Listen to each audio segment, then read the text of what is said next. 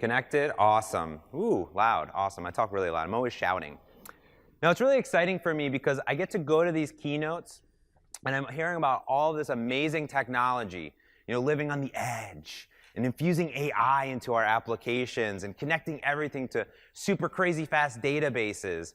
And I was watching the Google keynote yesterday when I got home, and it was the same thing. It's like, we have AI, and we're going to do all this crazy stuff to your photos, and it's going to be the most amazing, crazy thing ever. And then I go back to my app, and I was like, how do I do any of that? I don't, that sounds great, but what? I have a scoreboard app. How do I infuse AI?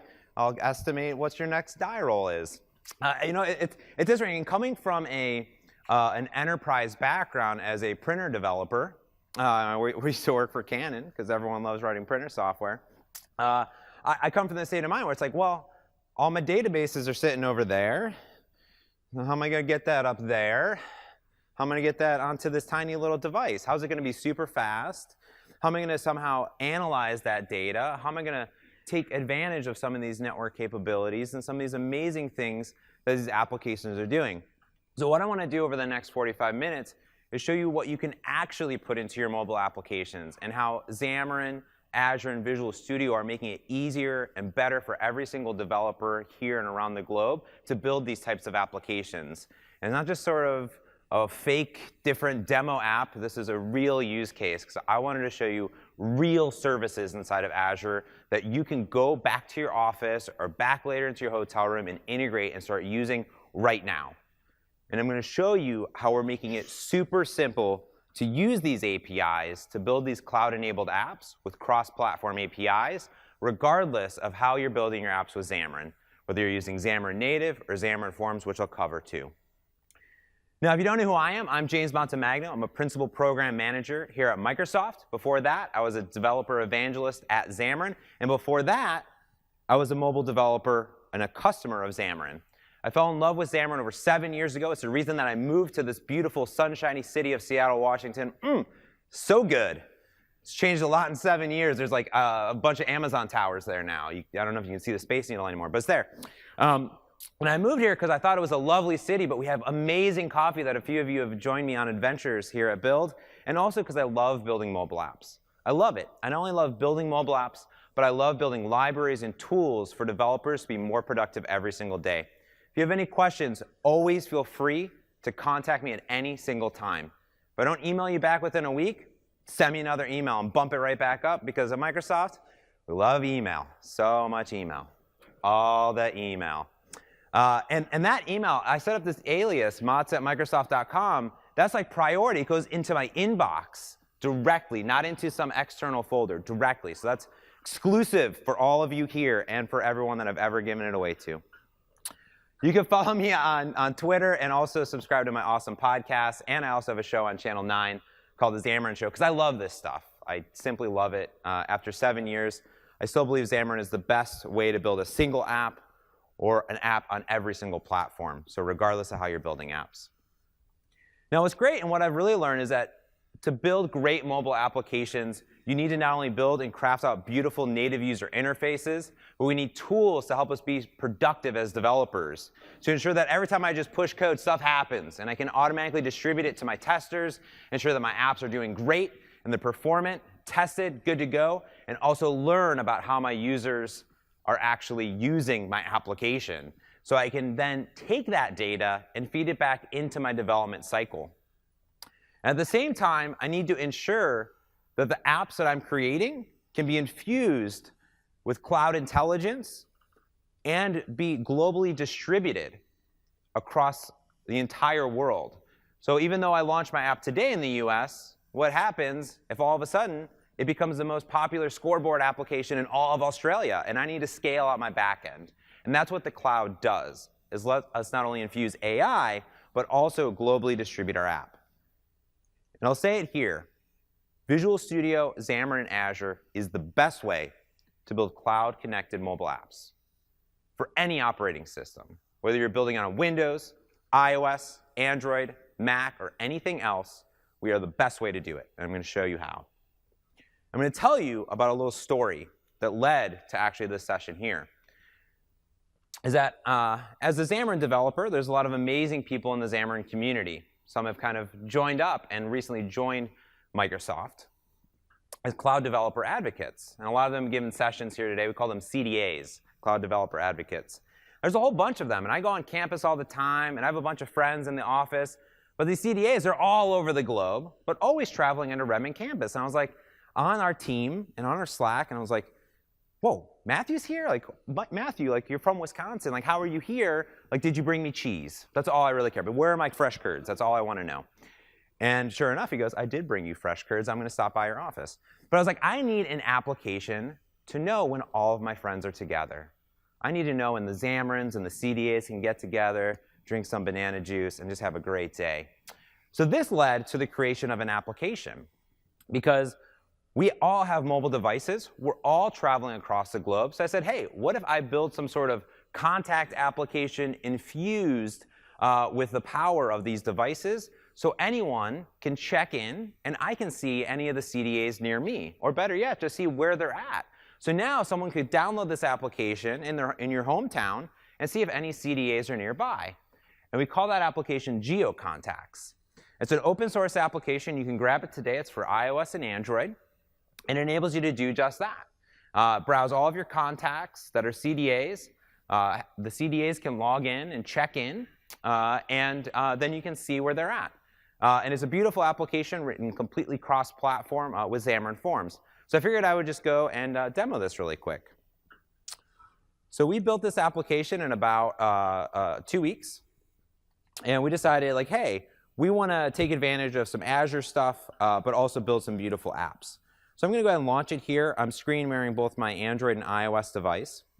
And I haven't logged in yet on my Android device, because we have a CDA login, but also a guest login. So I'm going to kind of walk through these flows here. I've logged in already on my iOS device. So I can come inside of here, and I'll continue as a guest. It's going to go off and query and pull down all of the data from our backend. I can come in and tap. Here's Brandon, for instance. There's Brandon there. And notice we're kind of getting an iOS and Android-specific user interface, correct back buttons, correct user interface. If I tap on follow, I'm going to get different sheets for both iOS and Android, so I can follow Brandon wherever he's spreading the Xamarin goodness. I can also come in over to the nearby, and I can say, hey, let me go ahead and find nearby CDAs. On Android, permission prompt comes up and says, hey, do I have access to your permission for your location? Oh, I didn't put in that right code, so let's go ahead and try one more time.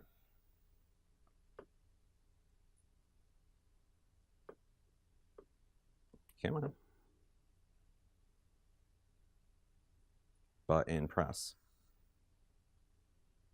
Well, Matthew's there, so that's good. Give me 1 second. What's happening here? App info. This is a good thing to do during a demo. Oh, I have permission. All right, that looks good. I'm not sure what's happening there. That's okay. Well, what I can do in this is I can see actually that Matthew on the iOS is checked in, and he's happy. But I'm also here. Down here, I can see that I'm in my hometown, but I'm not checked in. So kind of notice that I have, hometown, recently checked in. So let me go ahead and check in here really quick. I'm going to go ahead and tap on that top right. Notice that on Android, I'm not logged in, so I don't actually see that little icon. And when I do that, it brings up this little screen where I can check in. So the first thing I can do is get my location.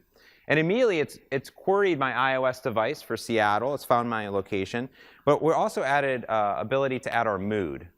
So I'm going to go ahead and bring up the camera here. There we go. I'll say use photo. This is going to analyze my emotion in real time using cognitive services to add that to my check-in. And then I'm going to synchronize that with the cloud. So now when I'm done, I can come back over here and I'll say find CDAs near me. And immediately, boom, me and Matthew are both checked in. I'm not sure, and we can debug together in a lovely world over on Android to see what's happening later on. But now I have my application both running on iOS and Android with both native user interfaces on each, so card views, proper tabs that my users are going to expect. Now anyone can then download this application and find the CDAs near them. Let me hop back over into my PowerPoint here. So let me tell you a little bit how I built these applications. Now with Xamarin, we give you the ability to craft out beautiful native user interfaces with iOS storyboards, Android XML, Windows YAML user interface, and share a bulk of your business logic. So your models, view models, RESTful service calls, Azure integrations, things that are the same between iOS, Android, and Windows for your common business logic. Then you have access to 100% of the APIs in iOS, Android, and Windows, so you can have access to every single native capability. Now, I mentioned that I built this application with Xamarin Forms, which is our cross-platform native user interface. So we've abstracted a whole bunch of the common controls into a single library that you can get access to immediately into your applications. Now, what's great is that we're able to really tie this up to Azure and really ensure that no matter where our CDAs are, the application is going to be really fast for them and for any developer that wants to find a CDA. And with Azure, what's great is that you can deploy your code into over 50 compute regions. So no matter where you're at or where your customers are at, you can deploy your code and ensure that it's going to be available right away. Now, there's tons of great services for mobile developers. I'm going to point some out here and some of the things that we integrated in. Of course, we're going to try to tie in some data, whether you're using a SQL database or brand new Azure Cosmos DB. Add some AI, not only with machine learning, but cognitive services. And of course, we have the ability to tie in powerful backends. Maybe you're talking to a RESTful service that's living inside of a mobile app, web API on the backend, or serverless compute with Azure Functions. And there's even more that's really important for mobile applications. Maybe you have a really important search application where you've indexed everything, or want to create real-time communication applications, or just do identity for your users. And let's start with authentication. Authentication is really important. I'm logged in, and I'm able to check in, because I've logged in with my Microsoft account. Whereas on the flip side, the guest was not able to. They didn't even see the icon. And on the authentication side, it starts in multiple factors of how you want your users to log in. And we have multiple solutions here at Microsoft, and the one that I'm using here is Azure Active Directory. Azure AD gives you really secure identity for your company. So you have Azure AD, all of your users in your organization are able to be added into your Azure AD and easily onboarded into any application using a single cross-platform SDK. Now, if you're building a consumer application, you might want to tie into your own username and password, or social authentication with Twitter or Facebook. And that's where Azure AD B2C comes in. That's business to consumer. It's actually the same exact API and SDK for Azure AD, but it adds in the ability to do social, email, or any custom identifier. What's nice is that you can also customize Azure AD B2C, do custom branding, logo to your company, and same with Azure AD itself. Now, what's cool is you might be saying, well, hey, I don't even want to set up a whole identity thing and this other thing and all this stuff. You can also select to just use Facebook, Twitter, or our own Microsoft login. So this way, you're not managing any of the passwords or anything. You just need an auth token. And that's where our Microsoft Authentication library comes in. Call it MSAL. Now, our MSAL library actually works for all three of those authentications.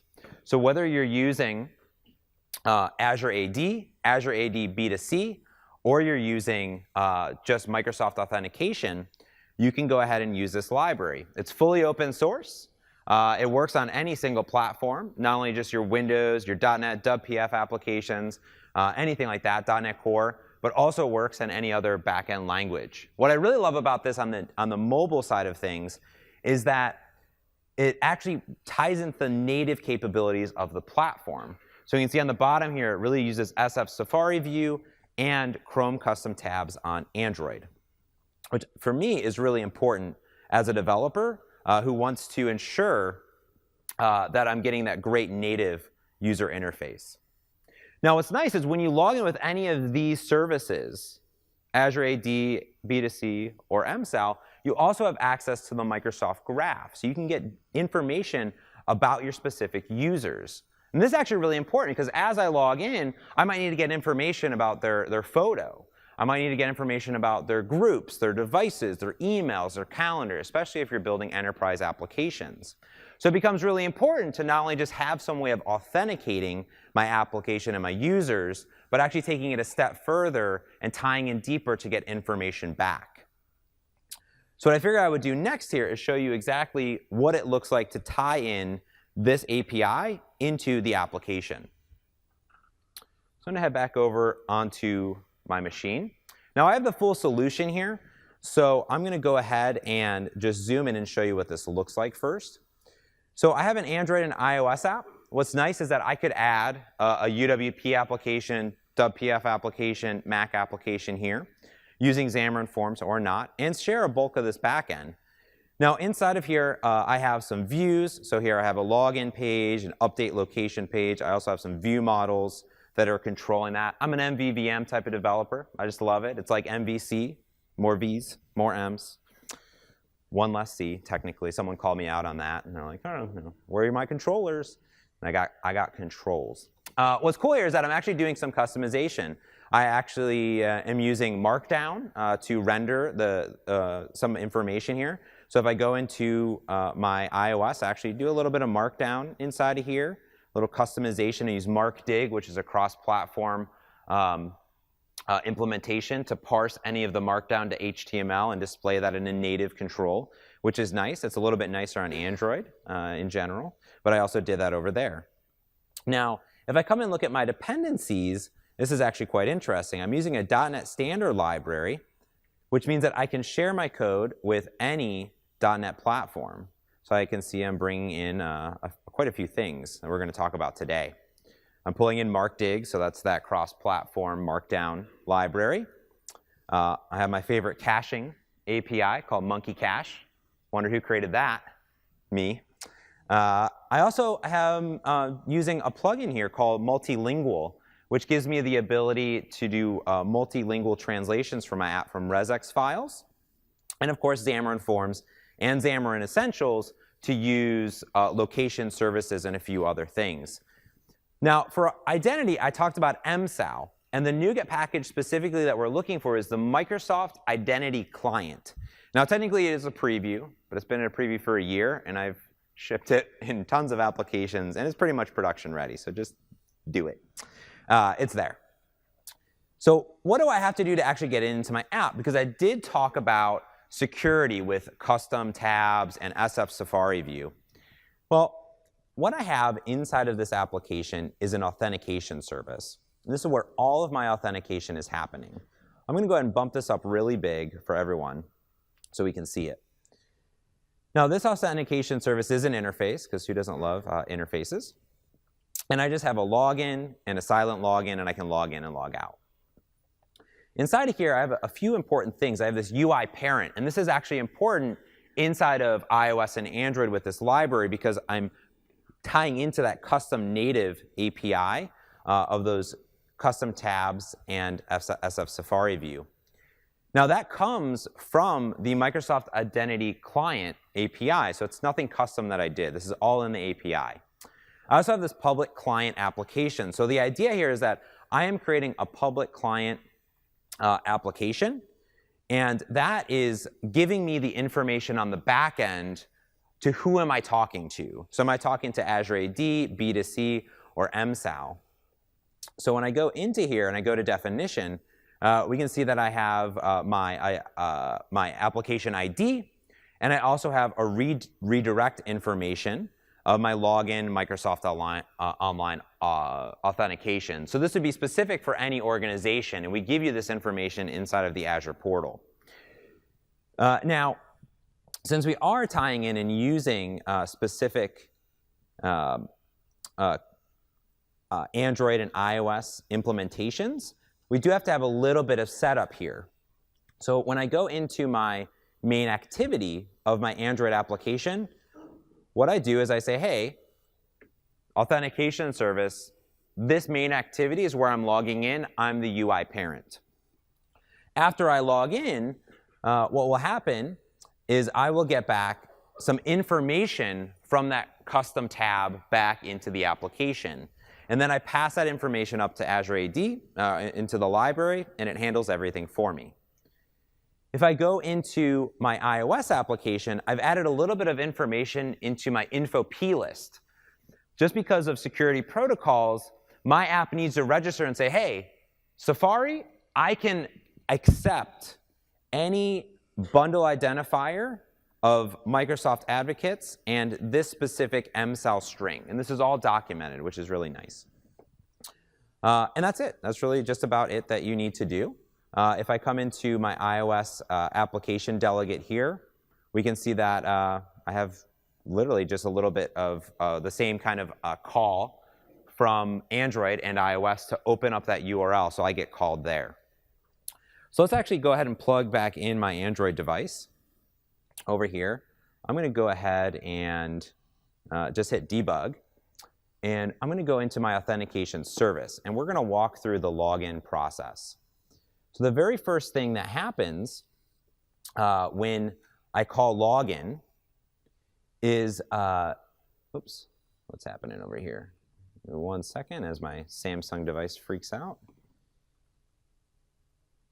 Tools. There we go.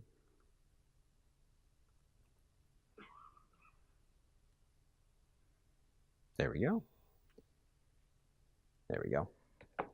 I'll go ahead and do the silent login. The idea is that with a silent login, I can use the authentication client that I created and say, hey, just see if I have a token and if I've logged in.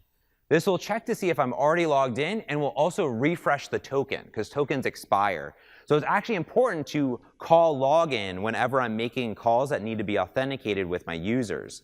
So I pass in specifically any scopes that I need for the authentication, and I'll get back some information. So if I go to the scopes, we can see that I'm only just using user read.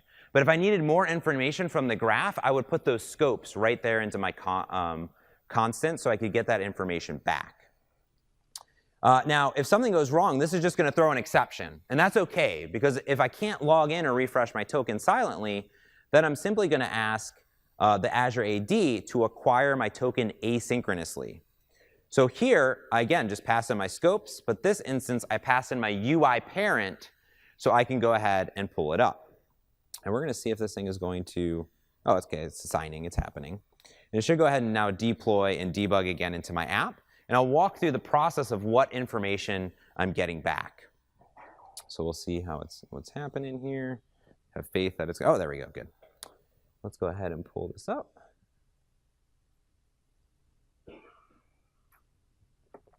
All right, cool.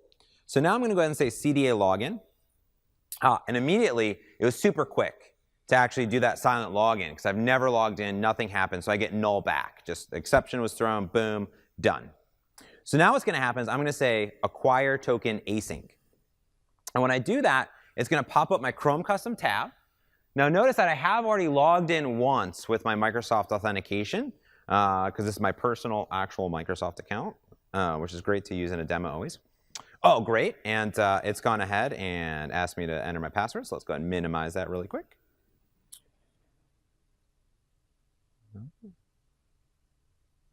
We'll log in here. Oh, that's not it.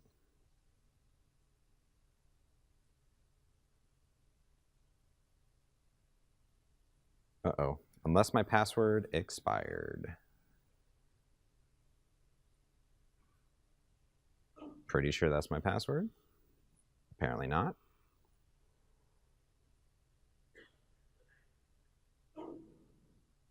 Oh, there it goes. Oh, perfect. Oh, my goodness. Whew. All right, this is great. Because now what it's done is it's gone over to my actual phone and says, hey, you need two-factor auth. So I need to use my fingerprint over here on my actual Pixel device, which is now going to do a full two-factor authentication, come back, and boom, I'm logged in. Wow, that was a great demo, not planned at all. So what's cool is I can see all the access tokens inside of here. I can see the ID token, the scopes, and I can get information about my users. Now, I don't even store that information inside the application. I could use the key store to store it and see when it expires and update it automatically if I want to.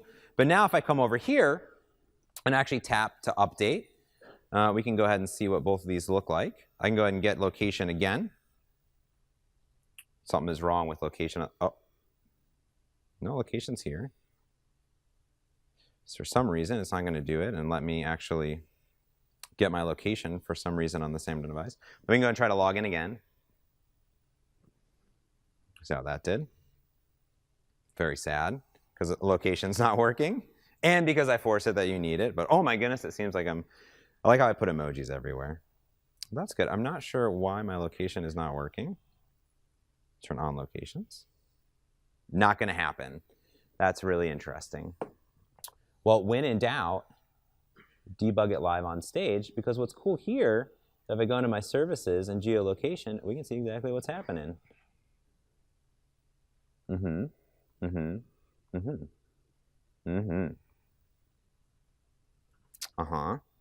This is me at work. That's not good. Oh, we fixed that bug. That's good. Nice. Dun dun. There we go. Cool. That was fixed in the version that we shipped on Monday, but I didn't update this. That's good. So let's actually do it, because I want to show you what now it looks like on both devices now that I'm logged in. Oh, I got 18 minutes left. That's great. Oh, cool. See, next deploy, much faster. OK, cool. Take that demo. Although it still may not work completely, so who knows. So now what's cool is that I've logged in, and I actually I check to see if I'm logged in, and if I am, then that's when I display this user interface. So let's get location. Totally, look at that. What a great demo. Now I'm happy. But I should actually do something different, because, oh, I'm really happy. But let's do it again. We'll do straight phase. Pre-coffee in the morning. All right, let's see what happens. Cognitive services, beautiful emoji, coming back, synchronized with cloud. Now, what's cool is that I did call login again, because now I'm actually pushing data to the server. So what's cool here is that it didn't need to log in again, and I'm able to push this information off into my backend. And now if I come over to my iOS application and find my nearby CDAs again, we can see that here I have my brand new, not so happy information there. But Matthew, still crushing it, still has a beard, still super happy in life. All right. So that's authentication in a nutshell, and how easy it is with just a few lines of code to go ahead and integrate that into your app. Now, at the same time, I've been talking a lot about data. I'm pushing data, I'm pulling data. Where does that data come from?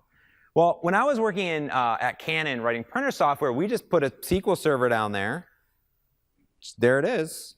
And then everything talked to that SQL server. And that's often when developers come to me and say, I need to get my data into my app. What do? I just have a SQL server sitting around. It could be any version. 2017 has some awesome new features. But what I usually recommend here is say, hey, just create a RESTful API that can talk to it, or perhaps use a hybrid connection to bring some of that data into Azure. We can also migrate your existing SQL server on-prem up into Azure SQL. What's great is that it's the same SQL database that you know and love, but it's just SQL Server as a service. We can easily migrate that. What also is nice is that you get to take advantage of all of the cloud to scale out, and also take advantage of all of our built-in auto-tuning and threat detection. So if people are trying to do some injections or something like that, you don't have to worry about that. We handle all of it for you. And you don't have to manage your own servers. It's just sitting there. Now, for this application, though, I wanted to actually do something new. And the reason that I decided to pick a Cosmos DB backend for this application is because I wanted to tie into the Microsoft Graph, but also choose a database that was easily and readily globally distributed. And I'll talk a little bit about Cosmos DB before I show you this, why we used it.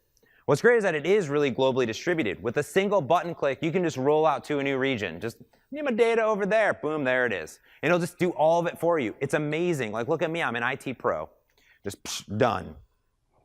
What's also cool is that it will scale for any of your needs.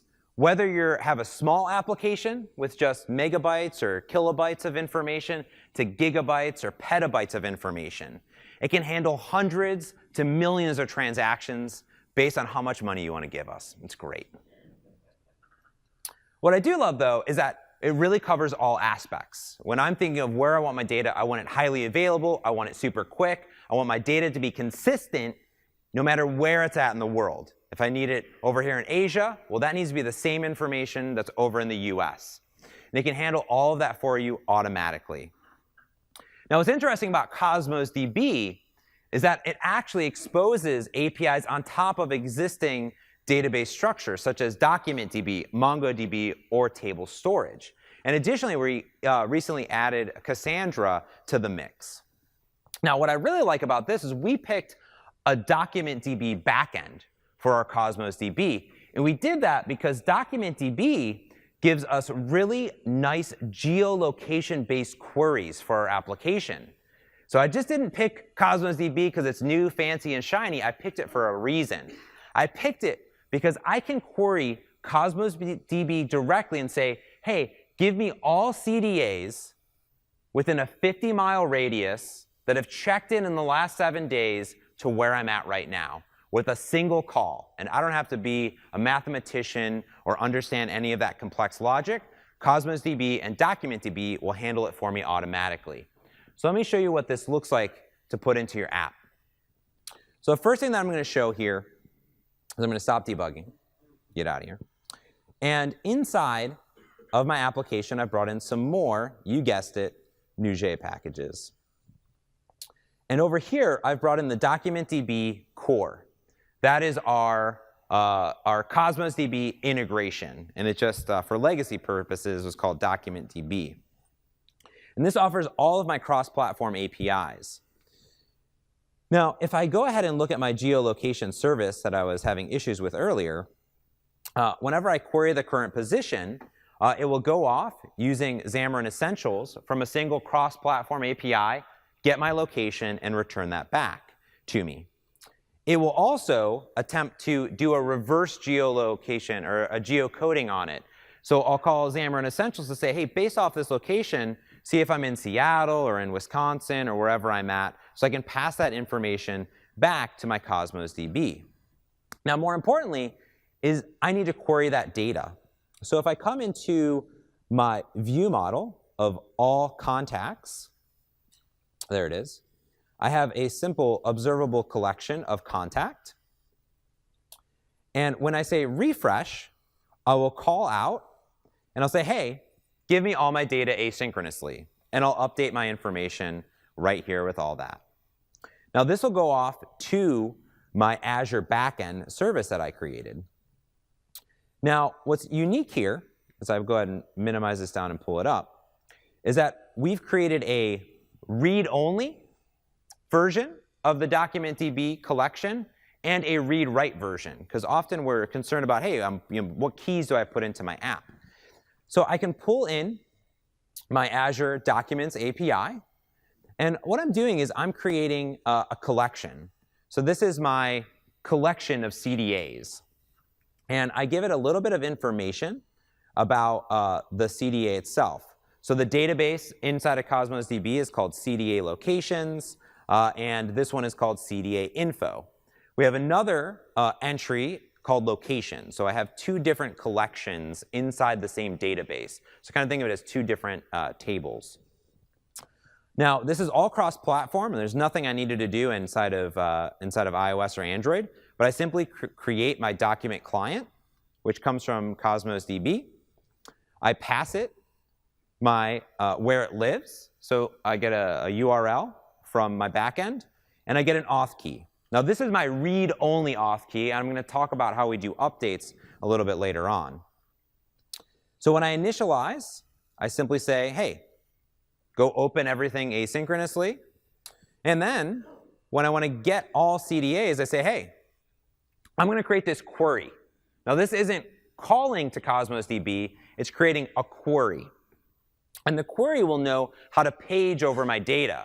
So if I have 10,000 CDAs, which we may have one day, then that will know how to page efficiently over it. And I can simply go and loop over this has more results. So on the first one, it always will. So it'll go off, and I'll say, hey, execute the current query. When that's done, do I have more information? Execute that information. And go get more over and over again. That is my single call to make a direct connection to Cosmos, pull back down the data. Now, I do a little bit of cleanup here for the images, just because those live somewhere else in blob storage. And that's it. Now, I am using my monkey cache to store that locally. So I actually serialize that, store it back and forth, because Cosmos DB doesn't have an offline storage at this point. So I have a nice library called monkey cache to do that for me. Now, what's really unique is this query. It's going to look way complex, but trust me, it's not. What I do is I'm trying to find all of the cloud developer advocates based on my current location. So I have a get nearby async where I pass in my longitude and latitude. So built in to the Cosmos DB NuGet package is a point. So a bunch of geolocation information. So I tell it to go and create a query with some feed information based on if I want parity between these logins. And I want to get that based on the user point where I'm at right now, a distance from the hometown position, and I want that to be within X distance, which is in meters, and I think it's 50,000 meters. Whatever that is in kilometers, whatever that is in miles. I don't know, 50? That sounds good.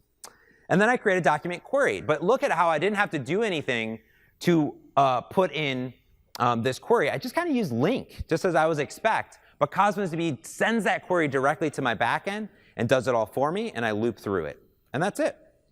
Now, what's really nice here is that I can go into my Cosmos DB backend and investigate all of this. So here's my overview. You can see I've replicated it not only on the West Coast, but the East Coast.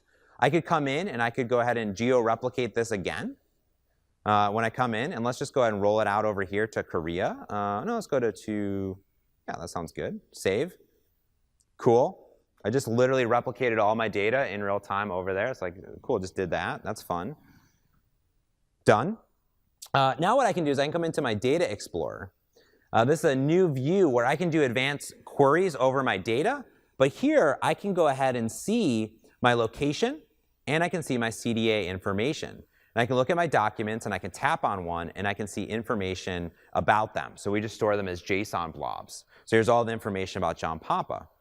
Now, what's cool about the location updates is that I also have these documented here, and I can see my last update. There we go, and I can see I'm not too happy. Now, of course, we can fix that. We can come to Emojipedia, everyone's #1 bookmark, and I can go ahead and change my mood to monkey and hit update. Now, when I come back in to my application and say get nearby, now I'm a monkey. It's that fast. Like, it just updated, rolled it out to all 3 data centers, and there it is. And the same is going to be true if I come over into my Android application, right over here, and I come in, hit Find CDAs. There's apparently none nearby because I don't have my location. Get that location.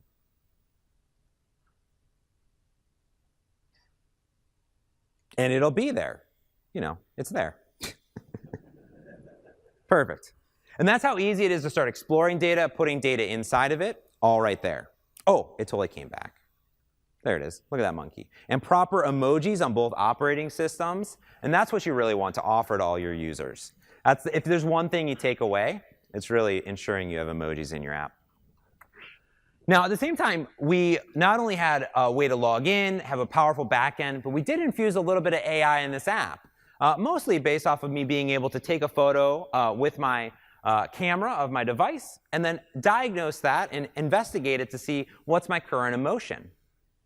We're able to do this by really using several of the services up in Azure. Now, built into the databases is a bunch of machine learning with Python and R that you can leverage, and a bunch of query languages. What I really like is that we can take it a step further. We can actually use custom vision AI or Azure machine learning to create TensorFlow and Core ML models that we can put directly into our applications. We can use bot service to create text-based chat applications that can live directly inside of our apps, or push out to maybe Skype or Facebook Messenger. Well, my favorite is Azure Cognitive Services. It's all of these amazing AI and data services that you can use instantly in your app. And these are just a few of my favorites, because it's really, to me, kind of simplistic but powerful AI for me as a developer. I don't need to know about crazy machine learning and not a data scientist, but I can take a photo and I can pass that stream to an API. I can do that. And that's what that really gives you the ability to do. There's custom vision, knowledge graphs. You can create people recognition, speech recognition, or just use search to pull back powerful web searches or videos or news and a lot more. So let's take a look at how I can make this application really smart using these APIs. All right. So over here, I went to our cognitive services documentation, and there's tons. There's not only computer vision, emotion API, face API, speech recognition, language services, Q&A. We have tons of labs, a whole bunch of great things to get you started to be really productive. Now I'm using the face API. This is cool. You'll probably saw demos all over, right? You're like, oh, more face stuff. That's cool. But this one actually makes sense because I don't want to go see Matthew if he's in a bad mood, right? It's like, oh, it's like cheese isn't good today. Like, all right, I want the good cheese. But you're able to do a whole bunch of face detection, face recognition. You can see queries them to see similar faces. But you can also get emotions and see how happy they are, how sad they are, just from a single image. Now, what I love about this is if I pop over into the app, is you guessed it, more NuGet packages, all the NuGet packages. We have a single cross-platform cognitive service vision face API. All of the cognitive services have a .NET API associated with them. And just like I had my authentication and data service, I have an emotion service. Now, what's really interesting is that I have gone ahead and created a face API. And this will take in my face API key that I actually have embedded. That's my real key. Don't steal that. I'll have to change that later. Okay. And I specified the Azure region that it's in. So this is in West Central US. Now, I created a simple API here to go ahead and take in a stream. And I'm telling it that I want the emotion. And check this out. Face API .face detect with stream async. I'm going to tell it, here's the stream based on the attributes of emotion. It's going to go ahead and give me back a list of all of the faces that it recognized in the photo. If there's a bunch of us, I'm going to grab the first one with link, use a bunch of null collation here, and get the emotions back. And here, I'm going to go ahead and find the largest, whatever the most emotion is, and just embed that emoji code directly into source code. That's what you should be doing. It's proper. We're just going to have fun with our code reviews. And that's what I'm doing. I put these into a dictionary, and I use a little link to say, give me that first one back. Boom, done. Now, you'll be wondering, well, how do I get that media? How do I get that information out? Well, what's really nice is I can use Xamarin Essentials for a whole bunch of different APIs, but I can also use plugins for Xamarin, which are cross-platform plugins from the community that do very similar functionality. So here I'm using my media plugin to simply say, hey, initialize the camera, go ahead and take a photo async. I'm going to ask it to use the front camera and go ahead and bring back that stream. So as long as it comes back, boom, there's my stream. I'm good to go. That's it. Just a few lines of code, all cross-platform, to not only take the photo, but analyze that and bring it back into my application.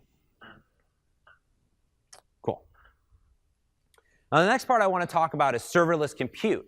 Because what's really interesting is that with Azure Functions, these things don't live inside of your app, but they can really power a whole bunch of different scenarios for what your app can do.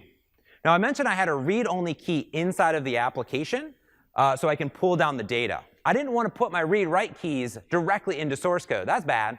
So what I did is I created an Azure function that my app can call when I'm authenticated to pass location information and my emoji of how happy or sad I am. That's coming back from cognitive services. That Azure function will then take that specific geolocation and find a generic location. So if I'm passing, I'm in this building right here, we don't want that. We want Seattle in general. It'd be really creepy if I'm getting Matthew's direct coordinates every single time. So we anonymize it using our Azure function and then directly insert it into our Cosmos DB. And that's why this is great. Because one, my application doesn't have to make API calls randomly. It doesn't have to worry about authentication because the Azure function can do it and do it on demand. I don't have to worry about servers. I don't have to worry about RESTful service APIs. I don't have to do anything. What's cool is that Azure Functions have all sorts of scenarios. I could upload images and then analyze it on the server if I wanted to. I don't even have to do that inside the application. I could take that. I could do OCR. I could use cognitive services on it and then plop that into databases. I could do other things, such as make a RESTful service call, take some data out of Cosmos DB, put some things back into Cosmos DB, tie it into Event Grid, maybe push a push notification back to say, hey, guess what? Matthew's nearby, and he's super happy. Go check him out at the Azure booth. Something really cool that we also use for this application is a timer. I've always had the problem of I have a bunch of data inside my app and my database, but I need to clean it out every so often. So what I do here is every night at midnight, I say, hey, delete any old check-in code automatically. Just do that. Just do that for me. Let me show you what that means really quick. Again, no servers, no anything. Now, what's really nice is inside of this library is not only my Azure function, or my code for my apps, but also my Azure function. So let's go ahead and drop that down. I have a shared model with some graph information and location update that's being shared via .NET Standard with my Azure function and my mobile apps. Boom, that's cool. And then I have my Azure function right here. It's called update location. And inside of this code is exactly what I just showed you and talked about. Here I have a simple update geolocation. I have a bunch of information about my Cosmos DB backend. Now I'm storing the information about the auth keys inside of Azure, so I don't even have it here locally. And then what happens is I pass it via a webhook to update location. I can go and query the graph information, or in this instance when I'm debugging, I don't do anything. I then use some other Azure and Bing services to go ahead and take and query our location API to say, hey, this is my geolocation, latitude, longitude. Give me back just the location information. Is that Seattle? Give me the generic information. And I parse out a bunch of information, and when I'm done, I go ahead and create a document, and I shove that directly into Cosmos DB. So now, as long as I'm authenticated, which I do a little bit of query down here, make sure I'm authenticated and I have information, only my users that are authenticated that can talk to this backend can insert information into my Cosmos DB. I also have a little timer here inside the same method that is up inside of Azure that's going to be running every single night. And all I do is I use my same exact Cosmos DB NuGet package. I'm using the same library in my mobile apps and my Azure functions to do a query, but I'm saying give me all the older information. And then I simply say, hey, I just want to delete a bunch of information, and let me delete some documents asynchronously so I don't clutter stuff up. And now I can go ahead and debug this inside of Visual Studio or Visual Studio for Mac, and debug and do it all locally and simply push it up into Azure. All right, last thing here, because I'm already over time, is I want to make sure that I can take this app and my backend and simply push it up into Azure with every code commit. For our Azure functions, we're using Visual Studio Team Services with every commit to pull down that code, compile it, and then send it up into Azure. But for mobile apps, it's a little bit different. Because with mobile apps, we have a whole bunch of different things that we need to be concerned about. Not only building, but testing, analytics, distributing it out, and of course, pushing it to the App Store. And that's why we came together and built a brand new product, specifically for mobile developers, which is called Visual Studio App Center.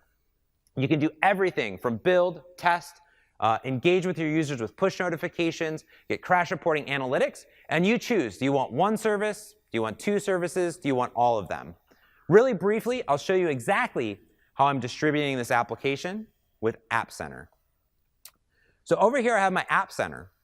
I have Android and iOS application and my organization. So I use App Center for a lot of things. Inside of Android, I can come into Build. I have all of my branches that are feeding in, this one from our open source GitHub project. I can tap and say, let me go ahead and look at my master branch. Here, it'll go and query, see that here's my Android app. I can select what version of Xamarin I want. I'm going to run some custom scripts. And down here, I have some API keys that I'm going to swap out. I've also passed it my Android key store, so it'll automatically sign it. It'll distribute it to my developers, or if I wanted to, I could publish directly to the store.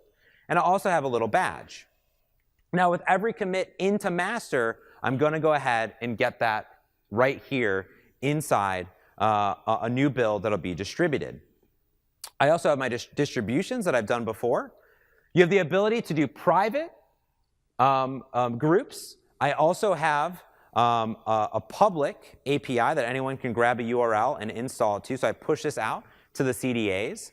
And I've also tied it here to Google into my store, where I can go ahead and do it to production, beta, or alpha release. So you can say I've actually pushed our release directly to Google from App Center. I also have analytics in the application. So we can see that it's a super highly used application. Look at all that. It's great. People use it active. I can see where they're using it. And to be honest, they're using it all over the globe. And I can see the adoption rate between different versions. My app doesn't crash, so perfect. I like that. But I can also be collecting data and get more insights. But I write flawless code, so I never have to worry about it. It's not so flawless all the time. On occasion. I can do this for Android, iOS, no matter how I'm building apps. And I can see I've set up the builds here for my iOS application. But a little bit different is because for iOS, I pass it iOS-specific information with provisioning profiles, and I tell it to distribute directly to the App Store. That's really nice. If I wanted to come in and create a new application, I just say, new app. And I set it all up right here. If your code's already in GitHub, you can use that new fancy GitHub integration back and forth. All right, let's roll it up here. So I've not only infused my application with a powerful backend, used Xamarin and Visual Studio to build a cross-platform native application using native features of the devices, but I've also gone ahead and shipped it immediately with App Center. You can learn more by going to visualstudio.com/Xamarin or appcenter.ms to learn all about this, which is nice. I'll let everyone take a few seconds, photos of this fancy slide that I did not make. And also, all of this Azure stuff, guess what? You can go ahead and get a full free trial. You get $200 of free Azure credits. If you're already an MSC and Visual Studio subscriber, you get a bunch of Azure credit. What's nice is for a full year of the free trial, you get Azure VM, SQL databases, Cosmos DB. You can use all of this stuff. It's really great. All of the things that I'm showing you here today work with Visual Studio Community Edition. So be aware, I'm not showing you anything super fancy with paid versions of Visual Studio. You can do all of this today completely for free. If you want to extend Azure, there's other crazy things on the Azure Marketplace and App Source. You can learn more about that for custom solutions for your business. And also, I have all these resources. Every single thing that I showed you is here. All the source code, everything. Later today, I'll be pushing the update with the Essentials code and make sure I update it so it doesn't have an exception. But all the things here to learn about how you can use Xamarin, Xamarin Essentials, and get the app directly. And with that, I'll be sticking around for some questions, but thank you so much and have a great rest of your Build 2018.